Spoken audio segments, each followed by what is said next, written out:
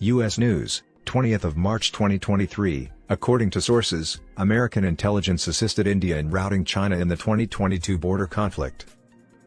A previously unreported act of information sharing reportedly alarmed the Chinese government and stopped a fatal standoff in disputed Himalayan territory. Due to unprecedented information cooperation with the U.S. military, U.S. intelligence agencies helped India repel a Chinese military incursion in disputed border territory in the high Himalayas in the latter part of last year.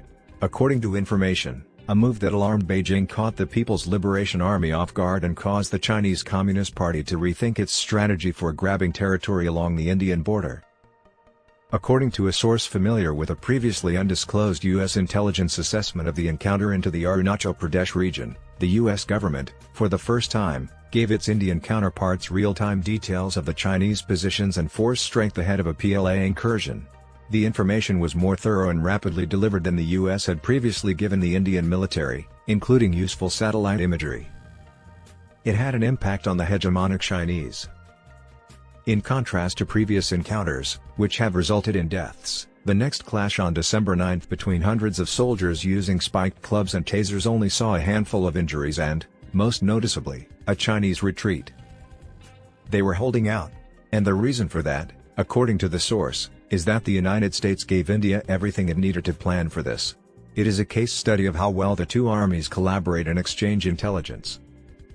The details of the encounter and the American role, including the unprecedented ground support the U.S. military gave to India, were confirmed by several current and former analysts and officials, some speaking on anonymity. This encounter resulted from a new era of cooperation between the two powers in recognition of their shared ambitions to resist Chinese expansionism. The new alliance has enormous consequences for how the United States and its allies can effectively counter Beijing's ambitions for land grabs there and elsewhere, even though it produced effective results in this relatively remote and obscure part of the world. The PLA is typically in a period of probing and testing. According to Vikram Singh, a former top Pentagon official for regional issues who is now with the United States Institute of Peace think tank, they want to know how the Indians can and will respond and to see what the Indians can detect. China is preparing for a potential conflict. The U.S. government was fully aware that China was conducting test exercises in the area in the weeks leading up to the encounter to see if it could gain a new foothold in the remote mountain passes there or in another territory to which both China and India lay claim, according to a source familiar with the assessment of this intelligence, which is regarded as being of the highest reliability.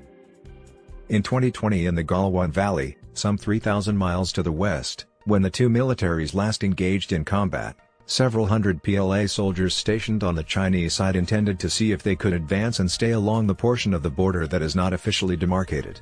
At least a dozen people were killed in that fight on both sides. But in contrast to earlier encounters, the Indian troops could locate the Chinese positions using U.S. intelligence and make maneuvers to intercept them. The Basic Exchange and Cooperation Agreement on Geospatial Cooperation, or BECA, between the Indian and American governments, was the foundation for the new intelligence sharing system. The fourth agreement guaranteed increased military, logistical, compatibility, and security intelligence sharing between the two powers. Although the BECA itself is well known, there hasn't been any prior reporting on sharing information to good effect. Why the Chinese moved to the disputed territory in Arunachal Pradesh is still unknown. The state news agencies and public officials have kept relatively quiet about the embarrassing encounter, as in earlier meetings where its forces did not prevail. Days afterward, a spokesman for its foreign minister declared the border situation to be generally stable. A spokesperson for the Chinese government informed the U.S. that the government would not comment on specific inquiries regarding the event and its aftermath. The only news is, we do not have information on this issue now. The Chinese may have paid particular attention to several American military operations in a different region in the weeks prior, according to a separate U.S. intelligence assessment that is thought to be less reliable than the first. These operations were all a part of unprecedented training exercises that the Indian military hosted with the 11th Airborne Division, which will be reactivated in 2022 and is based in Alaska and is responsible for operations in the Pacific region. Public relations representatives made public events in late November and early December, days before the conflict in Arunachal Pradesh. A promotion ceremony for 4 of the unit's officers was also held by the visiting Americans at a staging area under Nanda Devi. India's second tallest peak and a source of great cultural significance to the nearby communities, in addition to the exercises themselves, which China views as provocative. They also put on an impromptu outdoor rock concert with their regional peers at one of the bases. This move infuriated Beijing, according to the intelligence evaluation. Many current and past officials claim that it seemed intentional. According to Singh, it seemed like it was designed to annoy the Chinese, which I completely appreciate. That kind of action was unquestionably what the Chinese would interpret as a signal or communication and possibly want to react to. A spokesman for the 11th Airborne declined to remark on any intelligence assessments when asked if there was any connection between the morale-boosting activities and the subsequent battle. However, we are eager to cooperate and train with our Indian Army counterparts during drills like Yuddhabhyas, the spokesman John Pinnell added, alluding to the official name of what will now be yearly exercises. As for the promotions and improvised music, that was a friendly effort to recognize our soldiers' professionalism and hard work and a chance to unwind with friends following a demanding training assignment. India has typically avoided formal military alliances, choosing to uphold security by courting several patrons. For instance, it continues to do this with Russia, capitalizing on a long history of arming its military with Soviet weapons and equipment. That started to change in the years leading up to 2020. During which the Galwan Valley conflict resulted in the deaths of several Indian soldiers and during which the White House, led by then-President Donald Trump, sought to hasten collaboration with New Delhi. The Galwan Valley conflict, according to former officials who worked on the BECA and other agreements, made the Indians more aware of the need for the kind of geospatial information that the U.S. could provide. In an analysis published in early February, the private intelligence company, the Safan Center, explicitly referenced the Arunachal Pradesh altercation and concluded that the current standoff stems directly from the growing strategic competition between China and India. China sees a threat to its dominance in the Asia-Pacific area in the strategic alliance between India and the West.